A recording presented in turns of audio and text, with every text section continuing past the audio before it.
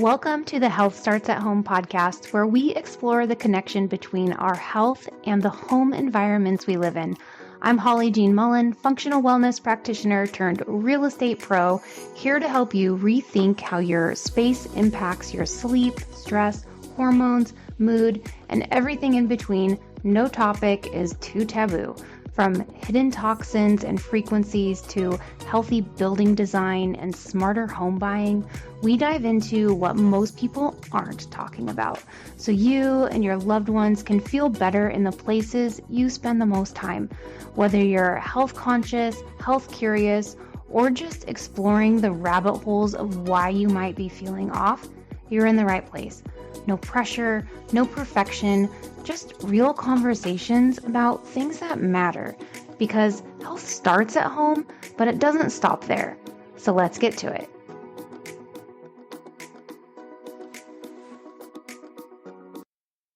Hello. Welcome back, friends. Welcome back to the Health Starts at Home podcast.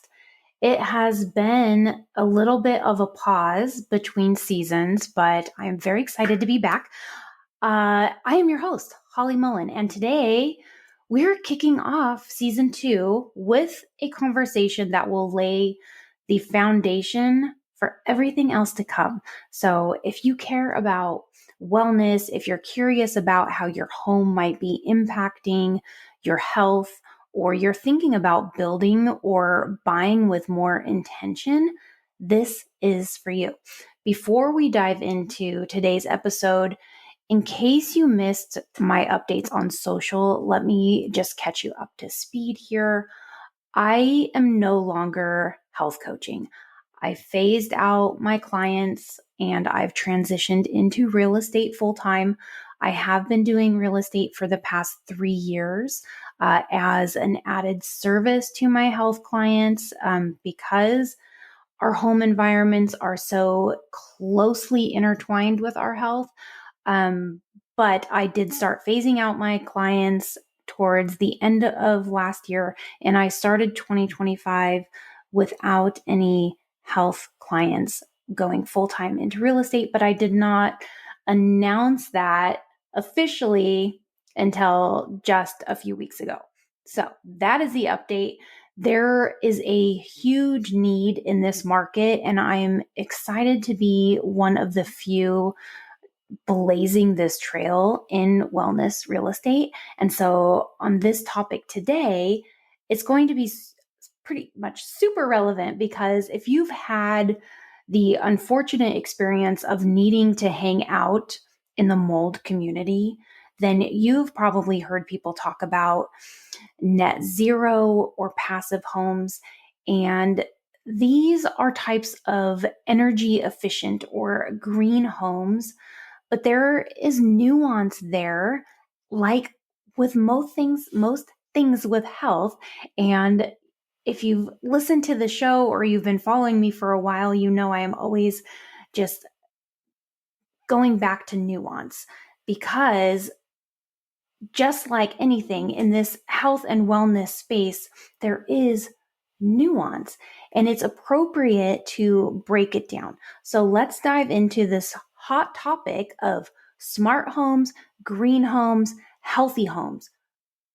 Are they the same? What are the differences? What do they even mean? Because you hear them thrown around a lot, especially in marketing, on Zillow listings, at open houses.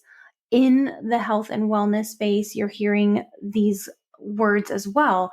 But do we actually understand what they mean? And more importantly, do they all mean wellness? So let's start with just some quick definitions. First, smart homes. Smart homes are centered around convenience and connectivity, really. We're thinking all things tech. We're thinking your Nest thermostat, those smart thermostats, security cameras, voice activated lights, your Alexas, those really cool refrigerators that have the full smart screen on the front that you can make your grocery lists on, and you can watch TV and you can do all cool things, and your fridge will text you when you're out of milk.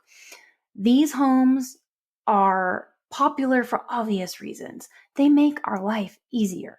But smart homes aren't automatically healthy. In fact, the increase in wireless radiation from the smart devices, the Wi-Fi systems, the Bluetooth, the blue light and screen exposure, it's all going to create a less healthy home environment, especially if you're someone who's sensitive, if you have little kids. This is going to be something worth paying attention to because they have a cumulative effect. We're starting to see more and more research pointing to non-native frequencies, things like the Wi-Fi, the Bluetooth, the smart meters, cell towers, as being linked to metabolic diseases, certain cancers, chronic inflammation, a whole host of things. Some research even argues that these exposures may even have deeper root cause in disease connection than even diet and lifestyle alone. So it's pretty serious stuff. So it's not just Holly being crazy with the electronics. It's got some science here, folks. And I get it. That's not what we want to hear. We like our devices. And I, I truly think that there has to be a way that we can have the convenience of tech and be able to integrate them into our lives so we can have the convenience and the simplicity that they can really add to our lives. But also, there has to be a way to mitigate or offset that or to do something. There has to be a way that we could evolve with the tech around us and not sacrifice our health fully. So I think that could be another conversation. When we were just in China recently, that was actually something that kept coming up for me and for Toby, and a conversation I wanted to keep coming back to, because seeing it firsthand, like, the tech's not going away. We have to find a way to protect our health and grow with it. So anyways, I'm kind of getting off course. That's smart homes, but it gets a little bit messier. High EMF environments, they've also been shown to increase mold growth. And let's just spice things up. Mold exposure can then make someone more sensitive to EMF. So it becomes this vicious cycle. So you're reacting to your environment, but your environment is also reacting right back. It's this total catch-22 scenario, and no one's talking about it in mainstream real estate or really in the wellness space. And that's why this matters. And that's why I'm bringing this conversation to us today. So let's move on from that. Green homes. Green homes focus on energy efficiency, environmental sustainability. These are the homes that use solar panels. They have the low VOC paints. They have high efficiency HVAC systems. They're using more sustainable building materials. This all sounds fantastic, right? The goal here is to reduce environmental impact of the home. And many of these features can also have crossover. They also improve indoor air quality, and they reduce utility costs. But again, green doesn't automatically equal healthy. Some green certifications are prioritizing energy efficiency. So they're prioritizing it so heavily that homes are now being sealed too tightly, which can lead to poor ventilation, moisture buildup. Moisture buildup can lead to mold. There is a fair amount of greenwashing in this category. And let's just take solar panels, for example. Yes, my husband is in the solar business. Solar panels reduce electricity use. They can help with your energy costs. They reduce demand on the grid, but the manufacturing and the waste from them is anything but green. It also exploits people, like entire populations, and destroys resources from where the mining activities are taking place for the raw materials needed for them. Plus, the inverters from panels increase EMF exposure in the home when they're placed on the roof, and smart meters are often a detrimental source of negative health symptoms, especially if placed on an exterior wall on the other side of a bedroom where someone is sleeping. So we can't deny the fact that green homes, while they do have some perks, there's definitely also some downsides and some ugly sides of it that aren't talked about as well. And again, and there's still some crossover too. So they all kind of like mix and mingle. Healthy homes, on the other hand, are designed with human health at the center. So that means we're looking at clean air, clean water, non-toxic or low-tox materials. We are looking at proper ventilation, low EMF design, mold-resistant building practices, as well as materials. We're looking at spaces that support our natural rhythms, our circadian rhythms, our sleep, our nervous system regulation. These homes don't just focus on reducing your carbon footprint or making life easier. They are built and designed to help you feel and function better. Here are the conceptual distinctions. Smart homes serve your schedule, green homes serve the planet, and healthy homes serve you and your family. Now, that's not to say that these categories are mutually exclusive. In the best case scenario, a home can be all three, have little parts of them, but too often buyers assume that green means healthy or that smart equals better, and that assumption can cost them. It can cost in both health and in dollars. So why are these types of homes gaining popularity? And I think the reason for that is because we're in the middle of this huge shift in a lot of arenas, but at home, really, people are waking up to the fact that our environments affect our biology and that chronic symptoms aren't just about genetics or eating right and exercising. Like, that advice is tired and played out, and it's not working for people because we are a population of people who keep getting sicker, not better. And it's not just all sugar and stress, which is where we like to point the fingers. Oh, let's blame it on sugar. Let's blame it on stress. Sure, that is a piece of the pie, so to say.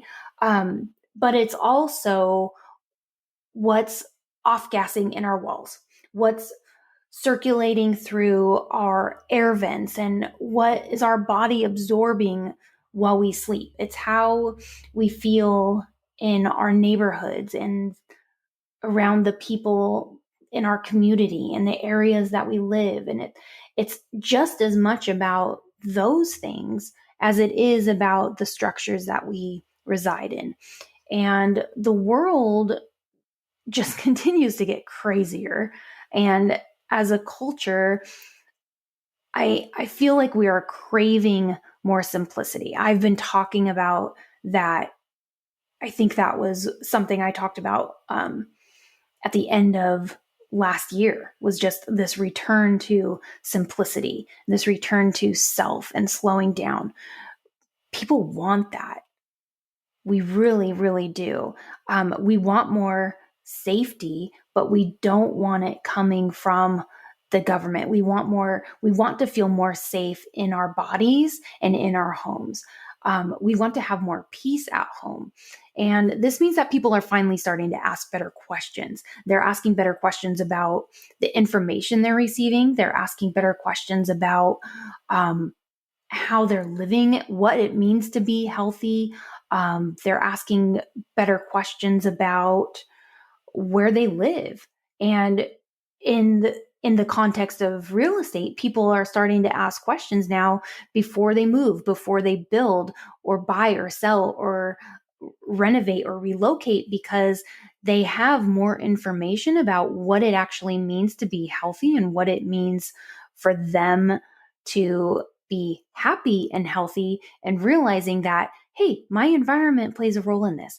And I think COVID opened our eyes up to a lot of that when we all had to be at home in our neighborhoods and in our homes, our actual homes, for so long.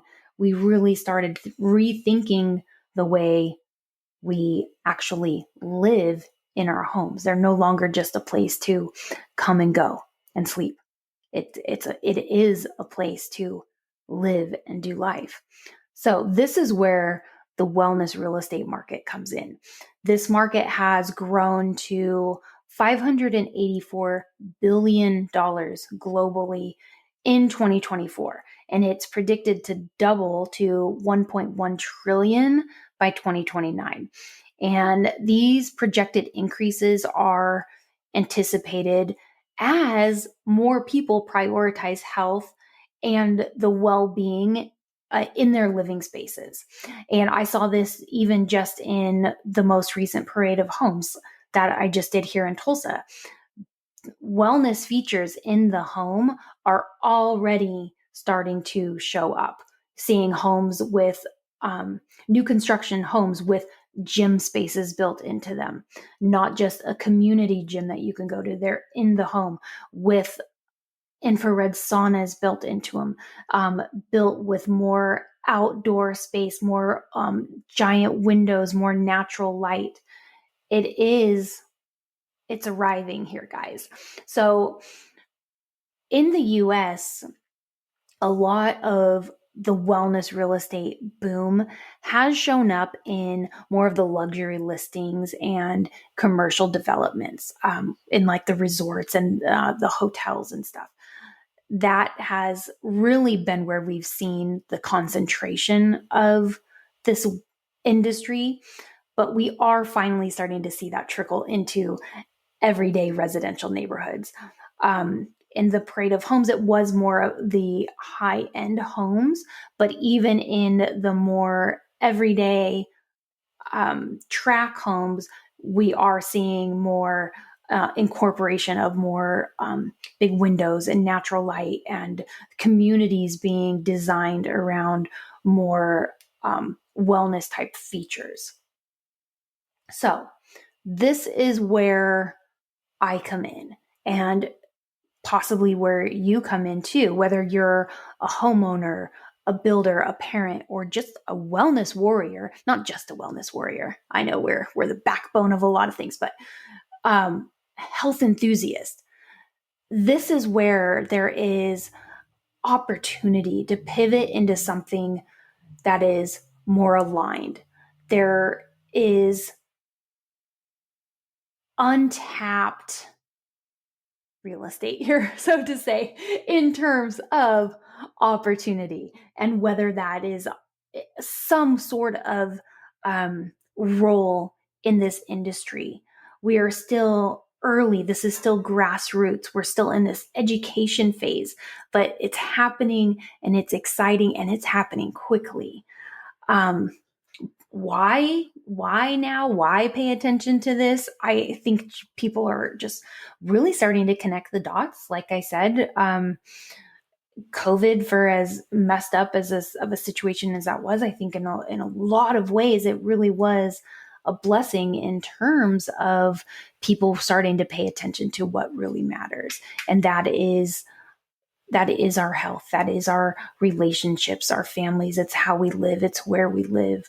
And it's how we spend our time. And spending time doing things that we enjoy and with the people that we love. A lot of people are really rethinking how they want to be spending their days. People are thinking that their homes aren't just a backdrop for their lives anymore. They are a main character, the main character energy here, a big player in their health. And we're looking at everything from brain fog, inflammation, sleep disruption, anxiety, and we're going from people not asking, could it be the house, to people now starting to be open to the possibility that could it be the house? Could it be where I live? And then we toss in growing concerns about indoor toxins, EMF exposures, mold, and even environmental shifts. Yeah, like I'm going there. We are seeing more extreme weather, intense storms, wildfires, flooding, and whether you chalk that up to natural cycles, human interference, weather modification technology, the result is the same, and it's that our homes need to be more resilient. So if you've ever felt like your house might be working against you, or that there's just something quite not right about either your actual home, your physical environment, or just your location, maybe just where you're living isn't working for you, or maybe there's just something off about where you live or how you're living, and you just can't quite put your finger on why, or if you're just ready to make your home match the way you want to feel, then you're in the right place. That's what the show is all about. I want to explore all of that. This season, we are going deep into the stuff, from building science to EMF remediation, from non-toxic design and home detox strategies to body detox strategies after exposures. I want to talk about family wellness and navigating new construction with confidence. How do you work with builders? How do you put together a team of construction advocates for you? How do you know what's best to choose for you in your home and your renovation or your DIY project or your build project that's going to support your health goals or your health concerns for you or your family? I want to talk about all of it. I want to bring on guest experts. I already have some booked. The schedule's filling up. I'm very excited. We're going to be sharing client stories. I want to give you real world tools that you can use to create a home that supports your healing. I don't want people just functioning in their homes. I don't want you floundering in your home. I don't want this to be another one of those wellness topics where there's gatekeeping. I don't want to hide things behind a paywall. I'm sick of that. This needs to be information for all without barriers. So we're laying it out. And I am learning a lot as I go too. I'm not going to sit up here and pretend that I know it all. I absolutely don't. I have definitely learned a lot. I've come a long way, but I'm not going to pretend that I have all the answers because I don't. So a lot of this will be us figuring it out together. So I am so glad you are here because health starts at home. And yes, that includes yours. So I'm confident and I'm excited. This is going to be our best season yet. Thanks so much for tuning in. If you found this episode helpful, please leave a review or share it with someone who needs it. And don't forget to subscribe so you never miss what's next. This podcast is not affiliated with any brokerage and is the sole creative work and opinion of me, Holly Jean Mullen. All content is for educational and informational purposes only. Nothing shared should be taken as professional medical advice, real estate guidance, or legal counsel. Please always consult the appropriate licensed professional before making decisions about your health, your home, or your finances. The views and opinions shared by my podcast guests are their own and don't necessarily reflect my views or those of this platform. So until next time, remember, health starts at home, but it doesn't stop there.